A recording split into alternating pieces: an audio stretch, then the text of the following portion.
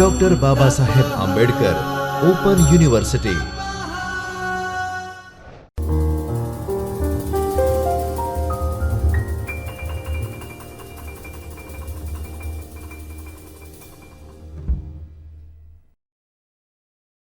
વિદ્યાર્થી મિત્રો, આજે આપણે જ્ઞાન અને સમાજ વિષયની ચર્ચા કરીશું. જ્ઞાન અને સમાજ એ એક સિક્કાની બે બાજુ જેવા છે. આમ જોઈએ તો જ્ઞાન અને સમાજ એકબીજાનું પ્રતિબિંબ પણ કહી શકાય. આમ જ્ઞાન અને સમાજના ઉદ્દેશોની સૌપ્રથમ આપણે ચર્ચા કરીએ કે એના ઓબ્જેક્ટિવ્સ કયા છે. તો પહેલું છે પ્રત્યક્ષ જ્ઞાન, એટલે આધુનિક સમાજોમાં ભૌતિક પ્રગતિ કરવા માટે પાયાના સ્ત્રોત. બીજું, સામાજિક પરિવર્તનના ઘટકો વિશે સારી સમજણ મેળવશો. ત્રીજું, જ્ઞાન સમાજના ઉદ્ભવ સંદર્ભે પરિવર્તનના કારણો અને ઉપકરણો વર્ણવી શકશો. ચોથું છે શિક્ષણ, માહિતી અને જ્ઞાન સમર્થન પદ્ધતિઓ ઉપરના પરિવર્તનોના પ્રભાવને સંપૂર્ણપણે સમજી શકશો. ત્યારબાદ અંકીય ભાગ પાડવાના કારણોની અસરને સમજશો અને ભારતીય સમાજને અસર કરનારા અથવા પ્રભાવિત કરનારા આ પરિવર્તનનો અંદાજ કાઢી શકશો. આ વિષયની પ્રસ્તાવના જોઈએ તો આ એકમમાં આપણે સમાજના ઉદ્ભવની ચર્ચા કરીશું, જેમાં જ્ઞાન એ સમાજનું કલ્યાણ ભૌતિક પ્રગતિ રૂપે કરવું એ એની શક્તિ છે. આ અભ્યાસ જુદા જુદા ઘટકો ઉપર આધારિત છે કે જે સમાજમાંના પરિવર્તનો ઉપર ગૌરવપૂર્વક આગળ વધવાને પ્રભાવિત કરે છે. સામાજિક પરિવર્તન એ પોતે જ ઉત્ક્રાંતિની પ્રક્રિયા છે અને આ તબક્કે પહોંચવાને કેટલા વર્ષો થયા છે, જેમાં સામાજિક પ્રગતિના ક્રાંતિકારી ફેરફારો લાવવા માટે જ્ઞાને કેન્દ્રીય ભૂમિકા અખત્યાર કરેલી છે. પૂર્વેના બે સીમાચિહ્નો સામાજિક પરિવર્તનોના બે કારણો, એમાં કૃષિ ક્રાંતિ અને ઔદ્યોગિક ક્રાંતિનો સમાવેશ થાય છે. કૃષિ વિષયક સમાજમાં ખેતી લોકોનો પ્રબળ વ્યવસાય હતો, જેણે જ્ઞાનનો પાયો સર્જ્યો હતો. આ સમયે પ્રક્રિયા અને પ્રગતિ ઘણી જ ધીમી હતી. સામાજિક માળખું તદ્દન સરળ હતું. જમીન કે જે શક્તિનું કેન્દ્ર હતું એ ધરાવનારો લોકવર્ગ હતો. લોકોના જીવનનું કેન્દ્ર ખેતી અને પશુપાલન હતું. ગ્રામ જીવન લોકો માટે સ્થાયી જીવન હતું. લોકો તેમના આનંદ પ્રમોદનો સમય ગ્રામીણ હસ્તકલાઓ, લોકકલાઓ અને સંગીત વિકસાવવામાં પસાર કરતા હતા. એટલે જોઈએ કે કૃષિ ક્રાંતિ દરમિયાન લોકો પોતાના આનંદ પ્રમોદ માટે ફક્ત ખેતી જ કરવી એવું નહીં, પરંતુ એક નવા સંસ્કૃતિનું ઉદ્ભવ કરવાનો પ્રયત્ન કરતા હતા અને જેના દ્વારા તેઓ આનંદ પ્રમોદ પ્રાપ્ત કરી શકતા હતા. તેવી જ એક બીજી ક્રાંતિ ઊભી થઈ, જેને આપણે કહી શકીએ કે ઔદ્યોગિક ક્રાંતિ. ઔદ્યોગિક ક્રાંતિની શરૂઆત ગ્રેટ બ્રિટનમાં થઈ હતી અને પશ્ચિમ યુરોપના ભાગોમાં ફેલાઈ હતી. એનાથી ઔદ્યોગિક સમાજ ગતિમાન થયો. આ સમયે સમાજ પરિવર્તનનું સંચાલન ઉર્જા હતું. ચીજવસ્તુઓનું ઉત્પાદન ઉર્જા દ્વારા થતું. ચીજવસ્તુઓનું ઉત્પાદન તેમજ વિતરણ કરવા માટે લોકો શ્રમિક વર્ગ આગળ આવ્યો. વેપાર અને વાણિજ્ય સમૃદ્ધ થયા. સત્તા અને મોભો જમીનદારો પાસેથી ઉદ્યોગો અને ફેક્ટરીમાં ઉત્પાદન કરાવનાર તબંગર માલિકો તરફ વળી ગયો અને આને પરિણામે સામાજિક માળખામાં નાટ્યાત્મક પરિવર્તન આવ્યું. લોકોના જીવન ધોરણમાં ઉલ્લેખનીય ફેરફારો થવા લાગ્યા અને કંઈક સુધારા પણ આવ્યા. આર્થિક ઉત્પાદનના સિદ્ધાંતોએ અસરકારક રીતે એ મૂલ્યો અને જીવન માર્ગને ઘડવામાં ફાળો આપ્યો. ઔદ્યોગિક ક્રાંતિમાં એક નવી જ્ઞાન અને નવી સમજની શરૂઆત થઈ કે ફક્ત કૃષિ દ્વારા જ એક ઉત્પાદનલક્ષી જ જીવન જીવાતું હતું. એના બદલે એક ઔદ્યોગિક ક્રાંતિ દ્વારા એક નવો જ પ્રભાવ અને નવી ક્રાંતિની શરૂઆત થઈ. પરંતુ એની અસર બે ભાગમાં પણ વહેંચી શકાય કે એક ભાગ એક તવંગરનો થયો અને એક કામ એક કારીગર વર્ગનો થયો. એટલે થોડીક અસમાનતા ક્યાંક ત્યાંથી શરૂઆત થઈ હોય એવું આપણને લાગે. કૃષિ ક્રાંતિનો પ્રભાવ 10,000 વર્ષ સુધી રહ્યો હતો, જ્યારે 300 વર્ષથી આવેલી ઔદ્યોગિક ક્રાંતિને લીધે જીવન અને ઉપભોગ્ય વસ્તુઓ દ્વારા ઔદ્યોગિક સમાજમાં ચમત્કારિક પરિવર્તનનો આરંભ થયો. જ્ઞાન સમાજના ઉદ્ગમમાં પરિવર્તનનો ગાળો દાયકાઓનો છે. વિવિધ લેખકોએ આ નવીન સમાજને વિભિન્ન નામે ઓળખાવ્યા છે, જેમ કે અનુઔદ્યોગિક સમાજ, ત્રીજું મોજું, માહિતી યુગ, વિજાણુ યુગ, વૈજ્ઞાનિક ઔદ્યોગિક ક્રાંતિ, માહિતી સમાજ એમ જુદા જુદા નામોથી ઓળખવામાં આવે છે. સમાજની ભૌતિક પ્રગતિએ હંમેશા માહિતી અને જ્ઞાનને લઈને બધા સમાજોને પ્રભાવિત કર્યા છે, જેને કારણે આ પરિવર્તન આવ્યું અને જ્ઞાન સમાજનો ઉદ્ગમ થયો. કેટલાક ઘટકો આ પ્રમાણે પણ છે. એક પરિવર્તન સાથે નવી દિશા અને દશા જ્યારે બદલાઈ રહી હોય ત્યારે તેના નવીન પ્રકાર પણ આપણે જોવા જરૂરી છે. નવીન જ્ઞાનની અપૂર્વ વૃદ્ધિ, તેનું પ્રસારણ, વિતરણ, સુગમતા અને પ્રાપ્યતા, વેપાર, વાણિજ્ય અને ધંધાનું વૈશ્વિકરણ, રાજકારણ, શાસન, સત્તાનું કેન્દ્રબિંદુ, વિકાસ, આયોજન અને પ્રક્રિયાનું અમલીકરણ, વ્યાવસાયિક વર્ગનો ઉદ્ભવ, જ્ઞાન, કાર્યકરો અને તેઓની મહત્વપૂર્ણ ભૂમિકા વગેરેનો સમાવેશ કરવામાં આવે છે. મહાન શક્તિના વહેતા પ્રભાવે પરિવર્તનના દરેક પાસાને પ્રભાવિત કરીને માહિતી અને પ્રત્યાયન પ્રૌદ્યોગિકીઓને દ્રશ્યાત્મક બનાવવું અને આ પ્રવાહો વિજ્ઞાન અને પ્રૌદ્યોગિકીનું સહચર્ય, કમ્પ્યુટરનો પ્રભાવ અને technology, micro electronic media technology વગેરે પરિવર્તનને અસર કરે છે. એક બીજો બદલાવ આવ્યો કે આખો કમ્પ્યુટર યુગ શરૂ થયો અને જેમાં માહિતી અને ડેટાના સંલગ્ન અનેક ફેરફારો થવા માંડ્યા. માહિતીની એક રચના કરવામાં આવી.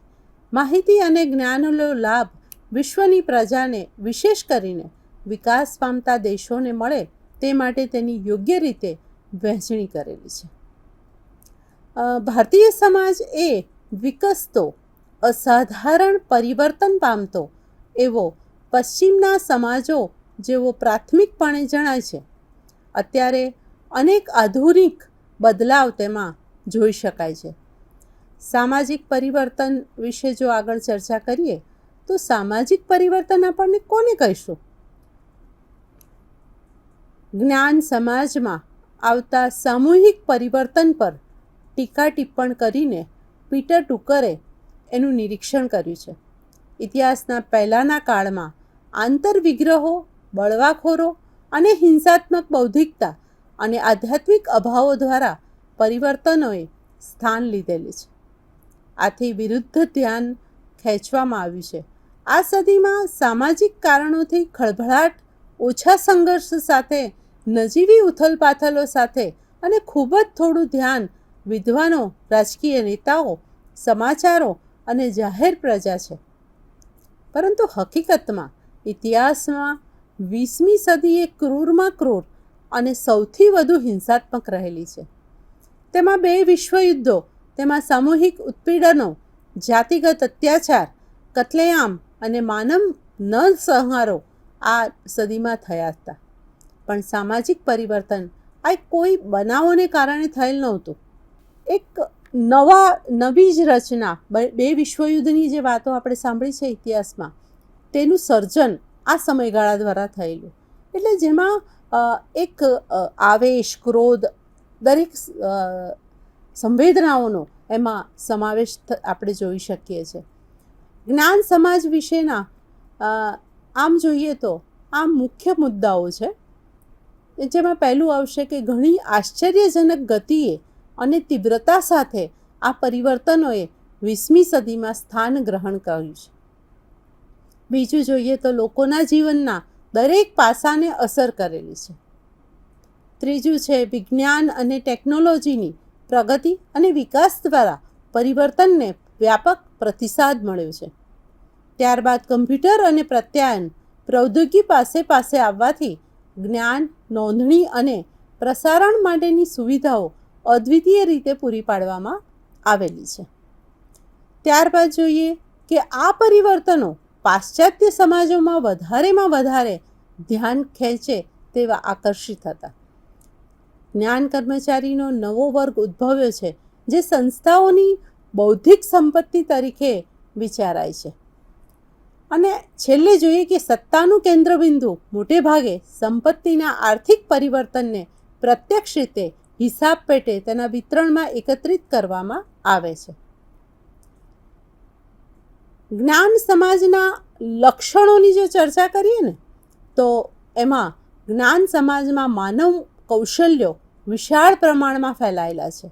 જ્ઞાનનો ઉદ્ભવ પ્રાદ્યોગિક સામાજિક વિદ્યાઓ, માનવ વિદ્યા, વિજ્ઞાન અને ક્ષેત્રોના સંશોધનમાંથી ઉદ્ભવતું હોય વ્યક્તિમાં કૌશલ્યતા, અનુભવ અને નિપુણતા લાવે છે. તેના લક્ષણો મુદ્દાસર જોઈએ તો આ પ્રમાણે છે. પહેલું છે એનું દસ્તાવેજી જ્ઞાન, રેકોર્ડેડ નોલેજ. 18મી સદીથી આરંભેલ નવા જ્ઞાનના સર્જન માટે સંશોધન એ મુખ્ય વ્યવસાય બની ગયેલ છે.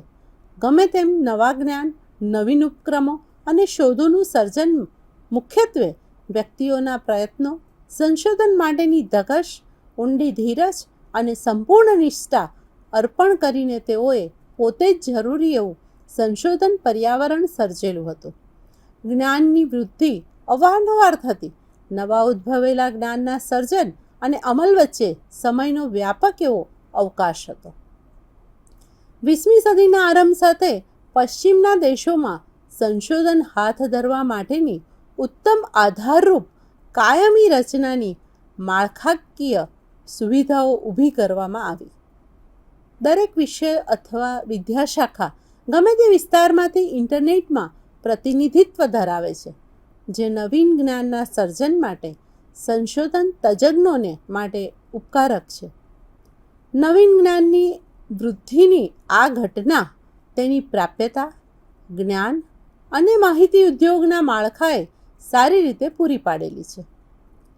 આ તરફે આઈસીટીને લઈને અનેક બીજી સુવિધાઓ જેવી કે ઈમેલ, ટેલિકોન્ફરન્સીસ, વાતચીત બેઠક, આ બધાને લઈને નવીન જ્ઞાનની પ્રક્રિયા ઝડપી બની રહી છે. આ એના પ્રથમ લક્ષણની આપણે રજૂઆત જોઈ કે જ્ઞાનને કેવી રીતે આગળ લાવવામાં આવ્યું. ધીરે ધીરે જ્ઞાન એક સમજ સાથે સમાજમાં કેવી રીતે પરિવર્તિત થયું. એનું બીજું લક્ષણ જોઈએ કે વ્યક્તિગત જ્ઞાન, ઇન્ડિવિડ્યુઅલ નોલેજ. આજે ધંધામાં વિકરાળ હરીફાઈ છે. વ્યક્તિઓનું જ્ઞાન એ મહત્ત્વપૂર્ણ સ્ત્રોત છે એમ માનવામાં પણ આવે છે. તે સંસ્થાની બૌદ્ધિક સંપત્તિ માનવામાં આવે છે. જ્ઞાનનો પાયો હકીકતો ધરાવતા અને સંશોધનાત્મક નિયમો જે તજજ્ઞોએ જ્ઞાનના કાર્યને સારી રીતે સમજાવવાનું કાર્ય કરે છે. જ્ઞાન એ પ્રબંધ એ ઓળખવાનો સ્થાન, નિર્દેશન અને એકત્રિત કરવાની સાથે સંકળાયેલું છે. એકવાર જ્ઞાન હાથ લાગે, ગર્ભિત જ્ઞાન એ વ્યક્તિઓના મસ્તિષ્કમાં પડેલું હોય છે. સ્પષ્ટ જ્ઞાનને સરળતાથી સંજ્ઞાંકિત કરી શકીએ છીએ, એક અન્યની સાથે વહેંચી શકાય છે. વ્યક્તિઓ આ સહભાગી જ્ઞાનનો અમલ કરી શકે અને આંતરિક રીતે તેઓ પોતાના યથાર્થ દર્શન માટે ઉપયોગ કરી શકે છે. બૌદ્ધિક પદ્ધતિઓ જે સોફ્ટવેર પ્રોગ્રામ એ માનવ મગજોની ઉપજ છે. ધંધાની કંપનીઓની પ્રચંડ ટક્કરની હરીફાઈને કાપનારી ધાર સમાન છે. આ પ્રકારનું જ્ઞાન એ સંસ્થાની અસાધારણ સંપત્તિ અને જાહેર ક્ષેત્રમાં પ્રાપ્ય નથી હોતું. જ્ઞાનની એક નવી સમજ જોવામાં આવી કે જ્ઞાન એક એની પ્રોપર્ટી છે. જે તે સંસ્થાની જે બૌદ્ધિક વિચારો છે, બૌદ્ધિક વ્યક્તિત્વ છે, એને એક પોતાની એસેટ તરીકે ઓળખવામાં આવ્યું અને એ જ્ઞાનનું પરસ્પર વિતરણ થવામાં આવ્યું. એક પાસે રહેલું જ્ઞાન બીજા વ્યક્તિ સુધી પહોંચાડવાનો જેમાં પ્રયત્ન કરવામાં આવ્યો અને એ જ્ઞાનની આપલે દ્વારા જ સમાજમાં એક નવી ઉત્ક્રાંતિની શરૂઆત થઈ. જો એનું ત્રીજું લક્ષણ જોઈએ તેને બંધ જ્ઞાન તરીકે પણ ઓળખવામાં આવે છે. એમ્બેડેડ નોલેજ વસ્તુઓ, કુદરત અને માનવ સર્જિત જ્ઞાન અને કેવી રીતે જાણવું તેમાં બંધાયેલું હોય છે. એનો દાખલો જોઈએ કે દાખલા તરીકે કુદરતી સંપત્તિઓ, તેઓની ઘટનાઓ, તેમાંથી રચેલી વસ્તુઓ વગેરેનો અભ્યાસ કરવો. તેઓમાંથી કેવી રીતે અર્ક કાઢી શકાય તેનો અમલ અને જાળવણી કરવી, માનવ કલ્યાણ માટે વ્યવહારમાં મૂકવું. જ્ઞાન એ યંત્રો, ઓજારો અને યુક્તિઓમાં જેઓને એની રચના કરી હોય, વિકસાવેલી હોય અને આવિષ્કાર કરી શકાય તેવી હોય તેમના દ્વારા બંધાયેલું છે કે આ બધા કિસ્સાઓમાં જ્ઞાનમાં ઘણું બધું મૂડીરોકાણ વિશે વિચારવા યોગ્ય છે અને આથી કરીને તેઓ એમાં મૂડીરોકાણ કરે છે.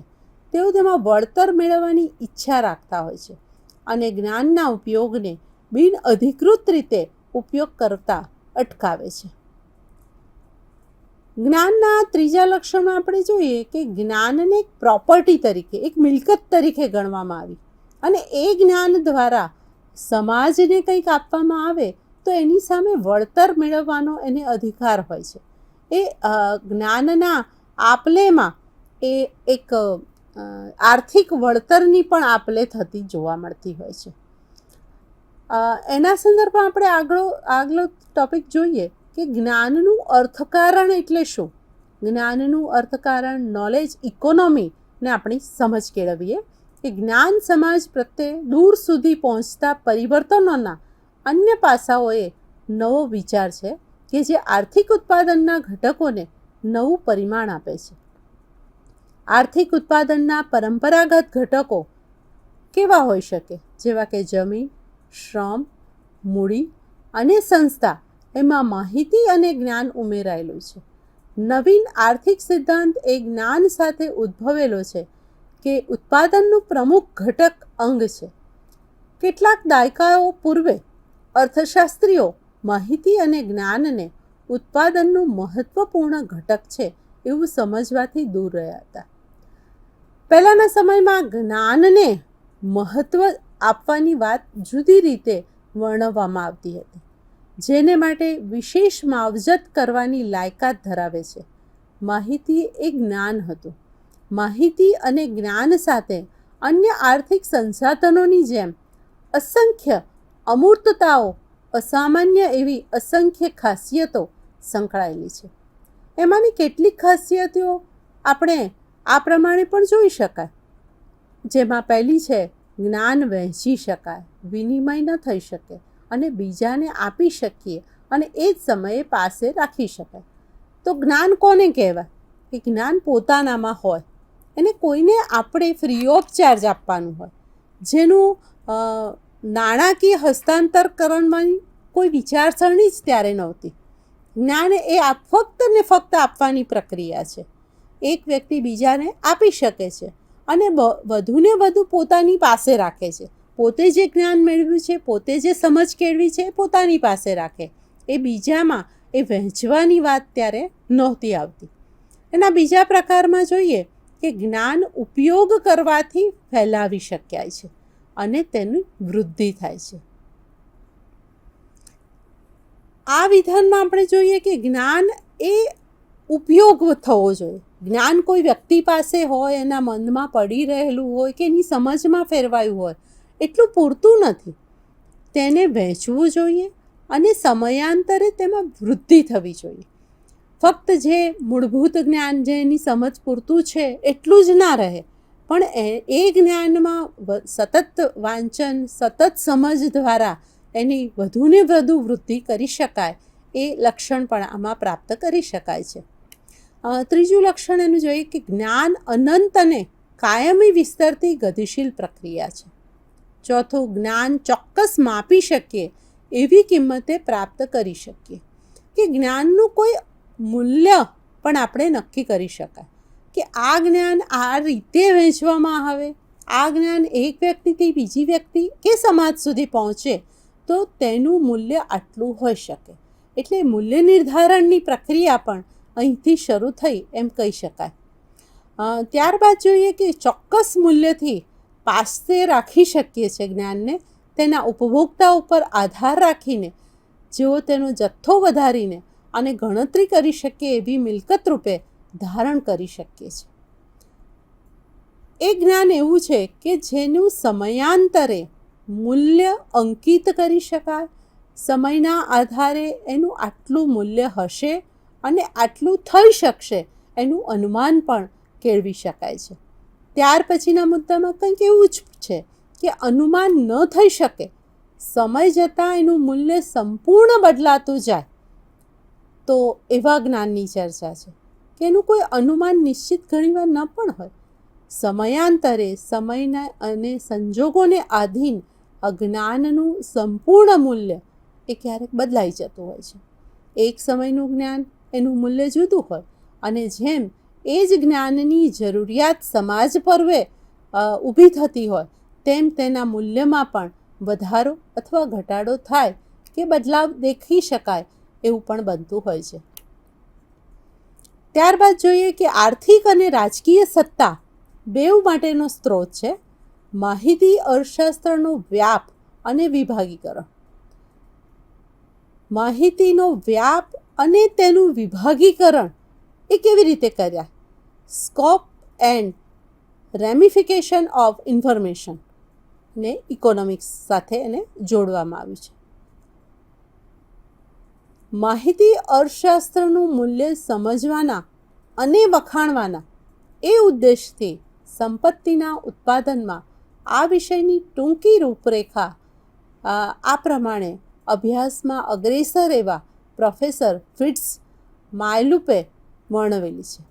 માહિતી અને જ્ઞાનને માનવ મૂડી તરીકે વિચારીએ તો આ મૂડીનું પૃથક્કરણ ઘટકોમાં કરીએ તો આર્થિક વૃદ્ધિ અને વિકાસમાં અર્થપૂર્ણ અને એનો પ્રભાવ અસર આપણે સમજી શકીએ છીએ. માહિતી અને જ્ઞાનના બજારોની ભૂમિકાનો અભ્યાસ કરવામાં આવ્યો છે. તેમાં બજાર કિંમતોનું ઘડતર, બજારને સંબંધિત માહિતીની સમસ્યાઓ, ચીજવસ્તુઓનો વેપાર, વીમો, શ્રમ, નાણાં વગેરેને ખરીદનાર અને વેચનારના સંદર્ભ સાથે તપાસવા જોઈએ. જ્ઞાન કાર્યકર એટલે શું? આ એક નવો મુદ્દો છે કે જ્ઞાનની વાત આપણે કરીએ, સમાજની વાત કરીએ તો આ જ્ઞાનને ફેલાવનાર અથવા આ જ્ઞાનનો પ્રચાર અને પ્રસાર કરનાર એવા જ્ઞાન કાર્યકર કોણ હોય છે? તો જ્ઞાન કાર્યકરોનો નવા વર્ગમાં આપણે ઇજનેરો, કાર્યક્રમ આયોજકો અને ડિઝાઇનરો સામેલ થાય છે, જેઓનું મુખ્ય ઉત્પાદન એ સંશોધન છે કે જે નવા ઉત્પાદનો અને નવીન સેવાઓમાં પરિવર્તિત કરવામાં આવે છે. જ્ઞાન વ્યવસ્થા સંદર્ભે આ જૂથમાંથી જ્ઞાન પ્રબંધક, મુખ્ય જ્ઞાન અધિકારીઓ, બૌદ્ધિક મૂડીના નિર્દેશકો, જ્ઞાન પૃથક્કરણકર્તા, જ્ઞાન ઇજનેર, બૌદ્ધિક પદ્ધતિ પ્રબંધકો વગેરેનો સમાવેશ કરવામાં આવે છે. એટલે જ્ઞાન કાર્યકર કોણ કહેવાય? કયા કયા એવા વ્યવસાયો છે કે જેના દ્વારા એક વ્યક્તિ પાસે જે નોલેજ છે અથવા જ્ઞાન છે એને સમાજમાં જુદી જુદી જગ્યાએ પહોંચાડવામાં આવે છે અને તેનું મૂડી વળતર પણ આપણે પ્રાપ્ત કરી શકીએ છીએ. આ જૂથ અમુક અંશે શક્તિશાળી ટેકો મેળવવા માટેનું જૂથ બની શકે, જે જ્ઞાન સમાજ માટે અગ્રેસર સમાજ તરીકે જોઈ શકાય છે.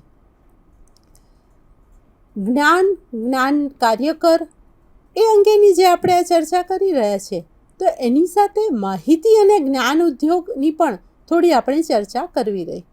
તો માહિતી અને જ્ઞાન ઉદ્યોગ એટલે કે ઇન્ફોર્મેશન અને નોલેજ ઇન્ડસ્ટ્રી એ શું છે? માહિતી ઉદ્યોગ અને ધંધામાં માહિતી અને જ્ઞાન કાર્યકરોનું ઉત્પાદનો અને સેવાઓ તેના ઉદાહરણો છે કે જે અર્થકારણ અને વેપાર ક્ષેત્રોના વિવિધ ક્ષેત્રોમાં કાર્યક્ષમતા અને ઉત્પાદકતામાં વધારો કરીને પ્રદાન કરે છે.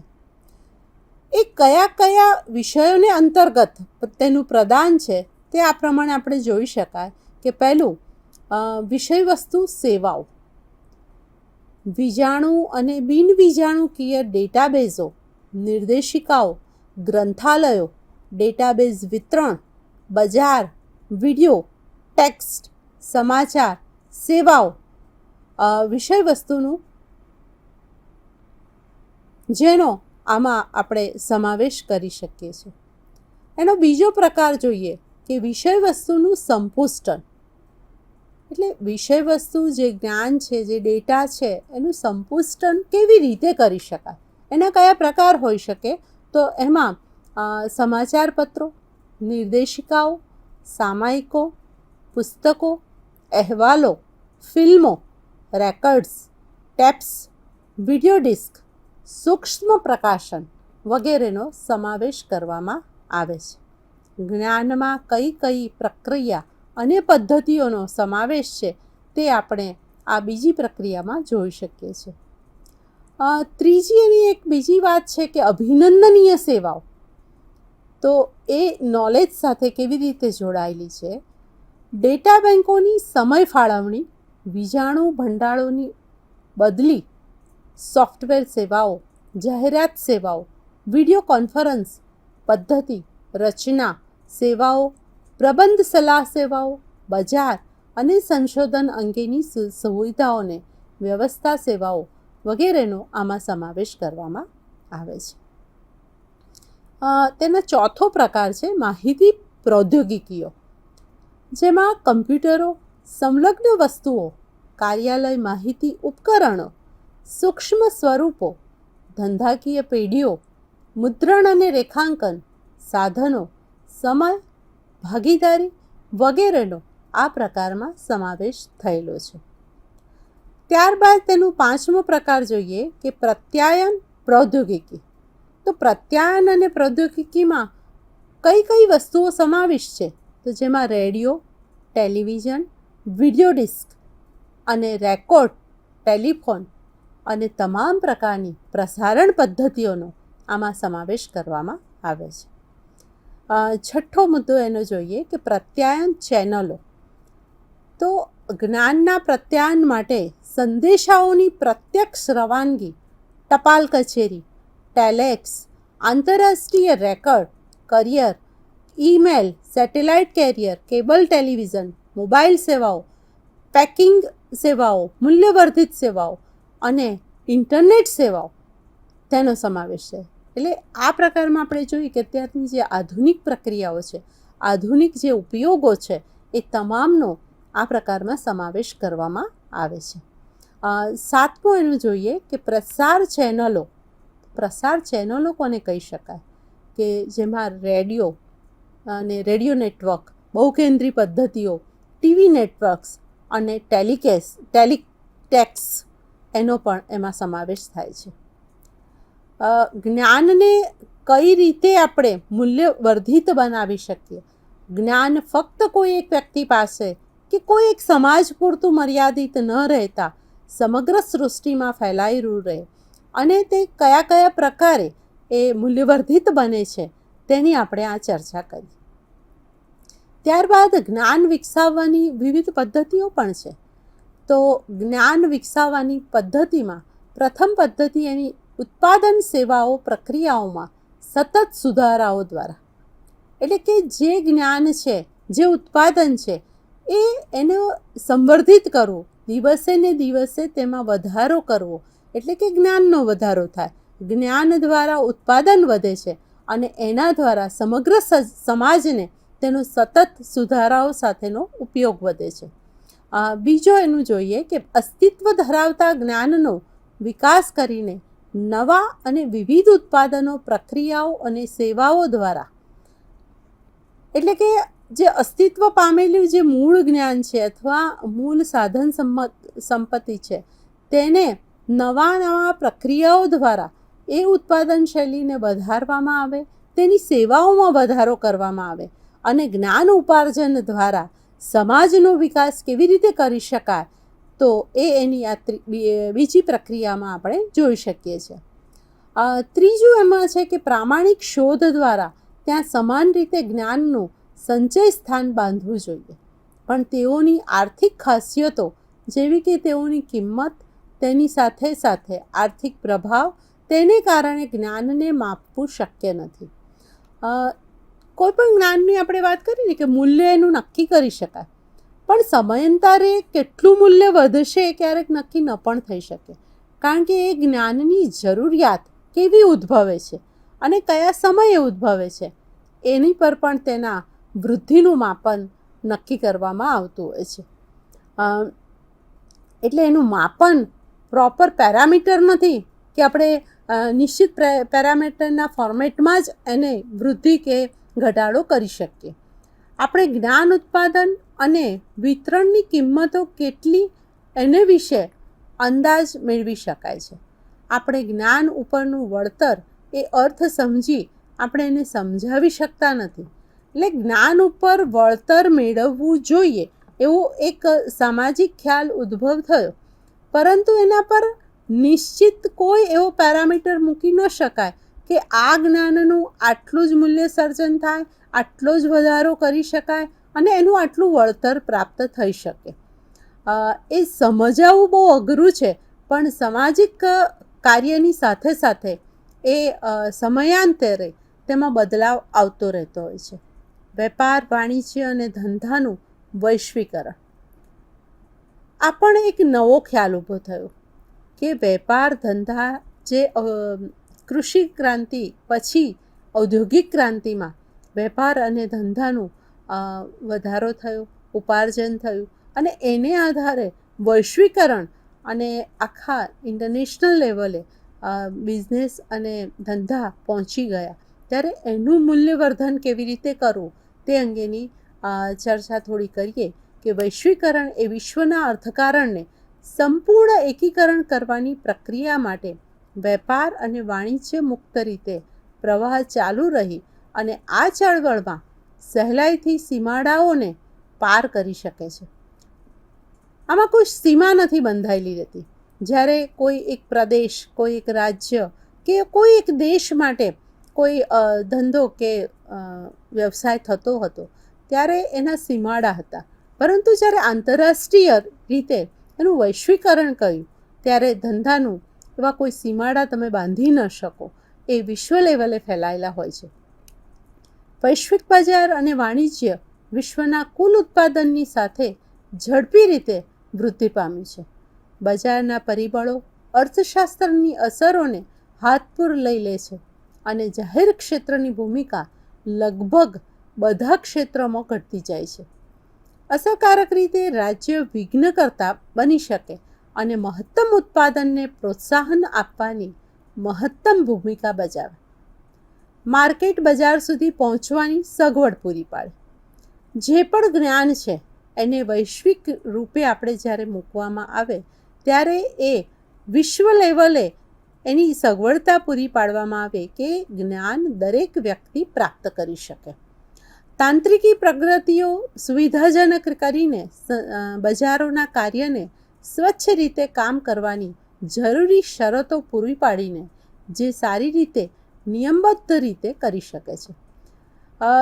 દરેક વિશ્વમાં પણ એના એક નિયમો નક્કી કરવામાં આવે કે કોઈ પણ જ્ઞાન છે એનો ઉપયોગ થવો જોઈએ, એનો દુરુપયોગ ન થવો જોઈએ.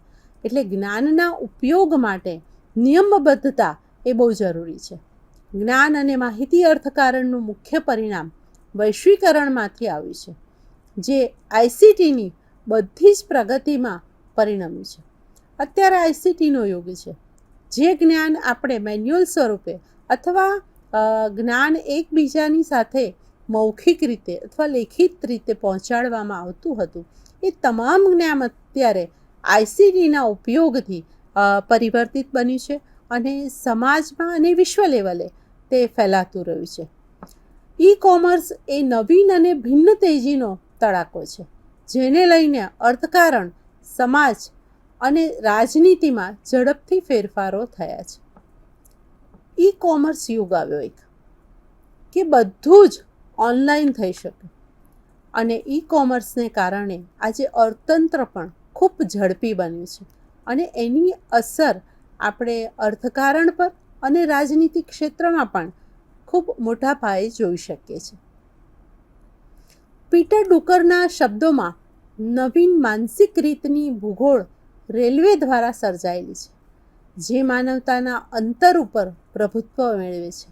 ઈ કોમર્સની માનસિક ભૂગોળમાં અંતર ઘટી જાય છે. ત્યાં પાત્ર એક અર્થકારણ અને એક બજાર છે. ખૂબ સરસ એક ઉદાહરણ છે કે રેલવેમાં અથવા ટ્રાન્સપોર્ટેશનની વાત જે કરીએ, જે સમય જાય છે એની વાત સાથે ઈ કોમર્સને સરખાવવામાં પીટર ડુકરની વાત છે કે ખૂબ સમય બચે છે. ઈ કોમર્સ એક ક્લિક ઉપર ચાલતું સમગ્ર માર્કેટ થઈ ગયું છે. ત્યાં પાત્ર એક અર્થકારણ અને એક બજાર છે. એટલે જે પણ પરિસ્થિતિ છે એ એક અર્થકારણ બની જાય છે અને એના આધારે એક માર્કેટ ઊભું થાય છે, એક બજાર ઊભું થાય છે. તેઓ આગળ ઉમેરે છે કે તેની એક વિશેષતા એ છે કે દરેક ધંધો વૈશ્વિક હરીફાઈ બની રહે છે. તેમ છતાં તેનું ઉત્પાદન અથવા વેચાણો માત્ર એક સ્થાને અથવા પ્રાદેશિક બજારોમાં થાય છે. ગમે તે ભોગે હરીફાઈ સ્થાનિક નથી. હકીકતે એવું જણાયું છે કે કોઈ સીમા નથી. દરેક કંપની મૃતપ્રાય થતી રહે છે. તેમાં ઉત્પાદનો અને વિતરકો જુદા જુદા ભૌગોલિક ક્ષેત્રે અસંખ્ય હોય છે. તેમાં એક સ્થાનિક કંપની હોય છે, પણ ઈ કોમર્સ વિશિષ્ટ ભૌગોલિકતાઓમાં કોઈક સ્થાન હોતું નથી. ક્યાં ઉત્પાદન કરવું, ક્યાં વેચવું અને કેવી રીતે વેચવું એ ધંધાના નિર્ણયો મહત્ત્વના બની રહે છે. આધુનિક ઉદ્યોગ અને ધંધાના બે મહત્ત્વપૂર્ણ પાસાઓ છે. તેઓ ગ્રાહકની જરૂરિયાતના સંદર્ભે ઉત્પાદન કરે છે. મોટેભાગે રાષ્ટ્રીયતા તેમાં સંકળાયેલી હોય છે. નાના બજારોની મર્યાદામાં ચીજવસ્તુઓનું ઉત્પાદન કરે છે. બીજા શબ્દોમાં કહીએ કે આજનું આ વલણ મોટા પાયાના ઉત્પાદનોની સાથે નાના નાના ઉત્પાદનો ધરાશયી થવા લાગ્યા છે. આમ નાના એકમો સામાન્ય મોટા પાયાના ઉત્પાદનની સામે સ્પર્ધામાં ઉતરે અથવા મૂલ્ય આધારિત ઉત્પાદનો અને સેવાઓ કરવા માટેનો વ્યાપારી કરાર મેળવે છે. કિંમત પદ્ધતિ અંગે યોગ્ય સુધારો થવો જોઈએ.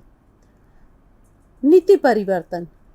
જ્ઞાન સમાજમાં દેશનું રાજકીય સ્વરૂપ તેની બદલાતી જતા અર્થકારણ દ્વારા શરતી બની રહે છે.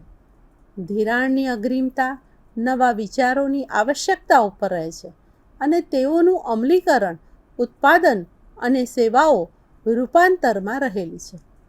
આ વધારે પડતું ભાર મૂકેલું હોય છે કારણ ચીજવસ્તુઓ, વિચારો અને સેવાઓ કાલગ્રસ્તાના દર પર આધારિત હોય છે, જેને લઈને જ્ઞાનના સાધનોનું મહત્ત્વ વધતું રહેલું છે. જે અમૂર્ત મૂડીના કુલ જથ્થા જેવા કે શિક્ષણ, સંશોધન અને વિકાસ, શોધ વગેરે મૂર્ત વસ્તુઓ ઝડપથી વધતી રહે છે.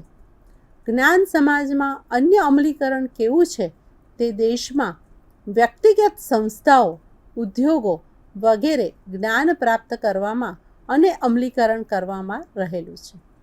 જ્ઞાન એ સમાન રીતે સૌની સાથે વહેંચી શકાય અને ગમે તે એનો ઉપયોગ કરી શકે અને નાશ પામતું નથી. તેની બિનકાર્યક્ષમતા માટે કોઈ બચાવ નથી. ગરીબ દેશો ન હોઈ શકે, પણ જ્ઞાન દેશો હોઈ શકે. હકીકતે વિકસિત સમાજો, વ્યક્તિઓ, સંસ્થાઓ વગેરે ચોક્કસપણે વધુ હરીફાઈવાળા બન્યા છે.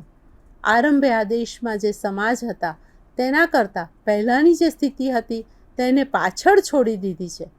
સત્તાના બદલાતા જતા સ્વરૂપ ઉપર ટોફલરનું સંપૂર્ણ નિરીક્ષણ છે કે જ્ઞાન સમાજમાં યુએસના દાક્તરો દ્વારા સ્વસ્થ સંભાળનું પ્રભાવી વર્ષ દાખલારૂપ બની રહે છે. અચાનક તેઓની સત્તાની સ્થિતિ ગુમાવે છે. અમેરિકામાં સંપૂર્ણ પરાકાષ્ઠાના સમયમાં ડૉક્ટરોના પ્રભાવને લઈને વૈદ્યકીય જ્ઞાનને સખત રીતે જકડી રાખેલ છે. ડૉક્ટરની દવાની ચિઠ્ઠી લેટિનમાં હતી. વ્યવસાય સાથે અંશતઃ ખાનગી સંજ્ઞામાં, જેથી મોટાભાગના દર્દીઓ અજ્ઞાત રાખવામાં આવતા. વૈદિકના સામાયિકો અને લખાણો માત્ર વ્યાવસાયિક વાચકો પૂરતા મર્યાદિત રાખ્યા હતા. મેડિકલ શાળાના અભ્યાસ અને પ્રવેશને ઉપર ડૉક્ટરોનું આધિપત્ય અને નિયમન હતું. હવે પછીના લેક્ચરમાં જ્ઞાન સમાજમાં જીવન અને સંસ્કૃતિ વિશે આપણે વધુ વિસ્તૃત ચર્ચા કરીશું. નમસ્તે. स्वाध्यायः